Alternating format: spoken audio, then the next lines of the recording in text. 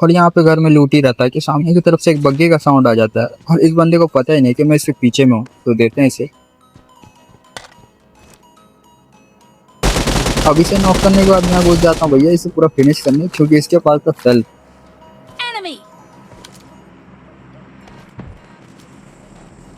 अब इसके ऊपर जब तक रश करता तब तक ये रिवाइव हो चुका था, लेकिन भाई की किस्मत बड़ी खराब थी। मैं इसे फिर से नॉक कर देता हूँ। अब इसे मारने के बाद मैं यहाँ से निकल ही रहा था, लेकिन एक्टिवा में एक बंदा दिख जाता है जो कि अपने टीममेट को रिकॉल करने जा रहा था, और मैं इसे रिकॉल करने भी देता हूँ।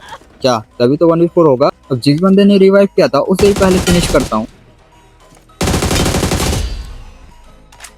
अब इन बंदों को मारने के बाद मैं यहाँ से निकल लेता हूँ, क्योंकि इनको मेरी लोकेशन पता थी, और अगर ये मेरे आगे पीछे लैंड हो गए तो मेरी फील्डिंग सेट है। अब जैसे ही गाड़ी पकड़ के निकलता हूँ ये मेरे बाजू में ही लैंड हो जाते हैं, तो मैं रोटेट मार के चले जाता हूँ पहाड़ के ऊपर, ताकि मुझे एक अच्छा एंगल मिले और मैं इनकी कर सकूँ फील्डिंग सेट।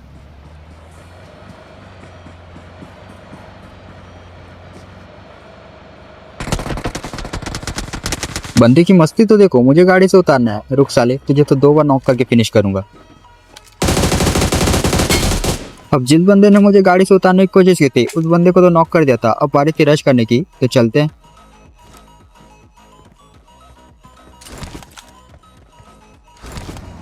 अब मैं सोच रहा था कि एक बंदा तो नॉक है और एक बंदा रिवाइव में लगा होगा, तो इजी इन दोनों को ले लूंगा, लेकिन तब तक ये बंदा भी रिवाइव हो जाता है। तो करते हैं इनकी फील्डिंग सेट फिर से।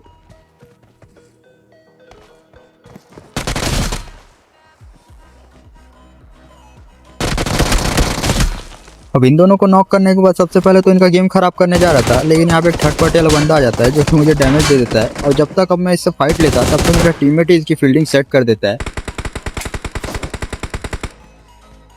अब हमारे अलावा यहाँ पे कोई भी बंदा नहीं बच रहा था, तो फटाफट हील करता हूँ मस्त आराम से, और उसके बाद इन दोनों का गेम खराब करूंगा, और उसके बाद निकलूंगा मैं बंदों की खोज में।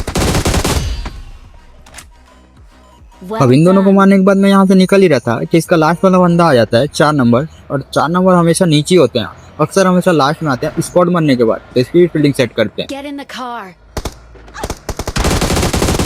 1 मिनट, मैं भी तो 4 नंबर हूँ, मैं नीचे नहीं हूँ भाई।